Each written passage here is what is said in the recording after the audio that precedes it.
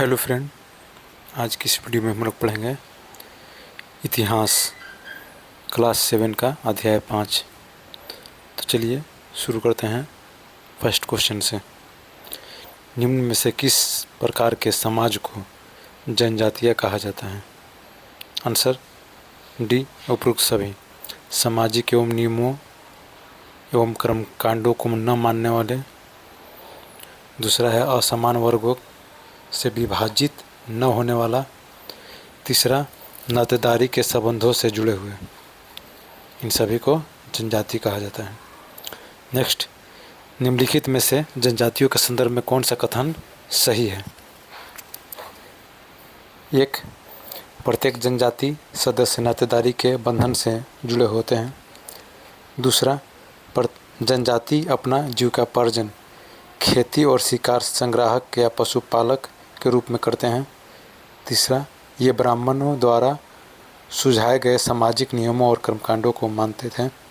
चौथा, कुछ जनजातियाँ खानाबदोश थी और वे एक जगह से दूसरी जगह घूमती रहती थी। कौन सा सही है? आंसर बी, 1, 2 और 4 सही है और तीसरा गलत है। नेक्स्ट क्वेश्चन, जनजातियाँ अपना जीविकोपार्जन किस प्रकार करती थी? आंसर डी, इनमें से सभी। पशुपालन करके, खेती करके, शिकार करके, सभी होगा। नेक्स्ट, निम्न में से खोखर जनजातियाँ किस क्षेत्र में अधिक प्रभावशाली थी? Answer C, Punjab. नेक्स्ट, निम्न में से उत्तर पश्चिम में रहने वाली शक्तिशाली जनजाति कौन थी? Answer C, Bloch. नेक्स्ट, निम्नलिखित में से कौन कथन असत्य है?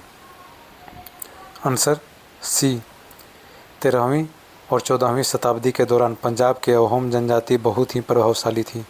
ये गलत है। बाकी 3 कथन सही है, उसे भी देख लीजिए। जनजातीय लोग लिखित दस्तावेज नहीं रखते थे, लेकिन समृद्ध रीति रिवाजों या मौखिक परंपराओं का वे संरक्षण करते थे। दूसरा है, इतिहासकार जनजातियों का इतिहास लिखने के लिए वाचिक या मौखिक परंपराओं को इस्तेमाल करने लगे हैं। और चौथा, उत्तर पश्चिमी में रहने वाले शक्तिशाली जनजाति बलोच थी। 1, 2 और 4 सही है, तीसरा गलत है। नेक्स्ट क्वेश्चन, अकबर के प्रसिद्ध सेनापति राजा मानसिंह ने चेर लोगों पर हमला कब किया था? Answer A, 1591। नेक्स्ट, मुगल सेनाओं ने किसके समय में चेर जनजाति को अपना अधीनस्थ कर लिया था? Answer D, Aurangzeb. नेक्स्ट, परिवारों या घरों के एक समूह जो एक पूर्वज की संतान होने का दावा करते थे, उन्हें कहा जाता है? आंसर बी, कुल। नेक्स्ट, निम्नलिखित कथनों पर विचार करें। 1, कर्नाटक और महाराष्ट्र की पहाड़ियों में कोली, बेरात तथा कई जनजातियों के निवास स्थान थे। दूसरा, भीलों की बड़ी जनजाति पश्चिमी और मध्य भारत में फैली हुई है। तीसरा, 12वीं सदी तक बिहार और झारखंड के कई इलाकों में बलोच सरदार शाहियों का उदय हो चुका था। चौथा, 16वीं सदी तक आते आते खेतिहर व्यापारी बन चुके थे। उपरोक्त कथन में से कौन सा गलत है, उसको चुनना है। आंसर सी, 3 और 4 गलत है और 1 और 2 सही है। नेक्स्ट क्वेश्चन, निम्न में से सबसे महत्वपूर्ण व्यापारी खानाबदोश कौन से थे? आंसर बी, बंजारे। नेक्स्ट, बंजारों का कारवा क्या कहलाता है? Answer A, Tanda. नेक्स्ट, निम्न में से बाजारों की व्यवस्था किस सुल्तान ने करी थी? Answer B, Alauddin Khilji. Next, 17वीं सदी के आरंभ में भारत आने वाला किस अंग्रेजी व्यापारी ने बंजारों का वर्णन किया था? Answer A, Peter Mandi. Next, निम्न में से किन्हें ब्राह्मणों द्वारा जातियों के रूप में मान्यता दी गई? आंसर डी, उपयुक्त सभी, सुनार, लोहार और बढ़ई। नेक्स्ट, निम्नलिखित में से रथकारों के लिए क्या कामकाज तय किए गए? आंसर डी, उपयुक्त सभी, रथों और गाड़ियों का निर्माण, मंदिरों के द्वार बनाना, मूर्तियाँ स्थापित करना, ये सभी। नेक्स्ट, निम्नलिखित में से कथनों पर विचार करें। एक, गोंड लोग गोंडवाना नामक विशाल वन प्रदेश में रहते थे। दूसरा, ये लोग स्थानांतरित कृषि अर्थात जगह बदल बदल कर खेती करते थे। तीसरा, गोंड जनजाति छोटे छोटे कुलों में बटी हुई थी। चौथा, दिल्ली में कमज़ोर शासन के फलस्वरूप कुछ छोटे गोंड जनजाति बड़े गोंड सरदारों पर हावी होने लगे। कौन सा कथन सही है? आंसर डी 1, 2 और 3 कथन सही है, चौथा गलत है। नेक्स्ट, 84 का विभाजन कैसे होता था? आंसर बी, बरहोतों में। नेक्स्ट, निम्नलिखित में से संग्राम सिंह की उपाधि किसने धारण की? Answer C, अमनदास। नेक्स्ट, निम्नलिखित में से कौन से कथन असत्य हैं यानी गलत हैं? एक, ब्राह्मण लोगों ने गोंड राजाओं से अनुदान में भूमि प्राप्त की और अधिक प्रभावशाली बन गए। दूसरा, गढ़कटंगा के गोंड राजा अमनदास ने संग्राम शाह की उपाधि धारण की।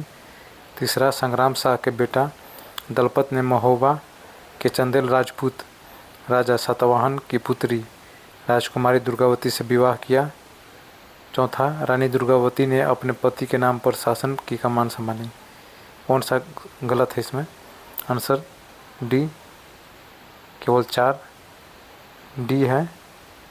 डी 1 और 4, 1 और 4 गलत है। नहीं सॉरी, केवल सी आंसर है।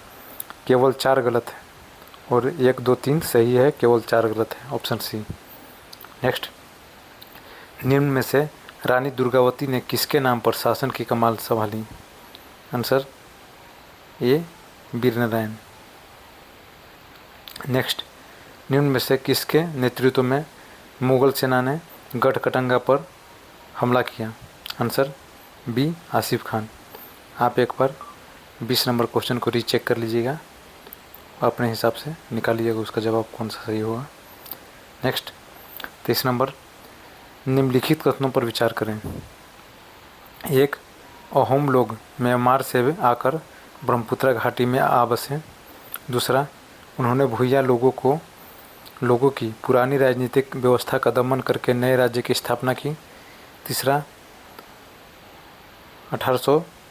है 1662 ईस्वी में आसफ खान के नेतृत्व में मुगलों ने अहोम राज्य पर हमला किया। चौथा, 16वीं सदी के दौरान उन्होंने चुटियों और कोच हाजों के राज्यों को अपने राज्य में मिला लिया। कौन सा कथन सही है? आंसर सी, 1, 2 और 4 कथन सही है, तीसरा गलत है। नेक्स्ट, निम्न में से किसके नेतृत्व में मुगल सेना ने अहोम राज्य पर हमला किया? आंसर ए, मीर जुमला। नेक्स्ट, किस जनजाति समूह ने असम में शक्तिशाली राज्य स्थापित किया? Answer C, Ahom. Next, Ahom राज्य के लिए जिन लोगों से जबरन काम लिया जाता था वे क्या कहलाते थे? आंसर सी, पाइक। नेक्स्ट, अहोम समाज कुलों में विभाजित था, उसको क्या कहते थे? आंसर सी, खेल। नेक्स्ट, निम्नलिखित कथनों पर विचार करें। एक, अहोम लोग चावल के खेती के लिए नए नए तरीके भी अमल में लाए। दूसरा, अहोम समाज कुलों में बटा हुआ था जिन्हें खेल कहा जाता था। तीसरा, अहोम राजाओं ने हिंदू धर्म अपनाने के बाद अपनी पारंपरिक आस्थाओं को पूरी तरह से छोड़ दिया था। चौथा, बुरुंजी नामक ऐतिहासिक रीतियों को पहले असमिया भाषा में और फिर अहोम भाषा में लिखा गया था। कौन सा कथन सही है? आंसर ए, 1 और 2 सही है, बाकी 3, 4 गलत होगा। नेक्स्ट क्वेश्चन, शिव सिंह के काल में अहोम लोगों का प्रधान धर्म कौन सा बन गया? Answer A, Hindu. आज की वीडियो में इतना ही, यह अध्याय समाप्त हुआ। वीडियो अच्छा लगा तो वीडियो को लाइक और चैनल को सब्सक्राइब कर दें। ऐसे ही आगे भी वीडियो आएगा। मिलते हैं नेक्स्ट वीडियो में। धन्यवाद।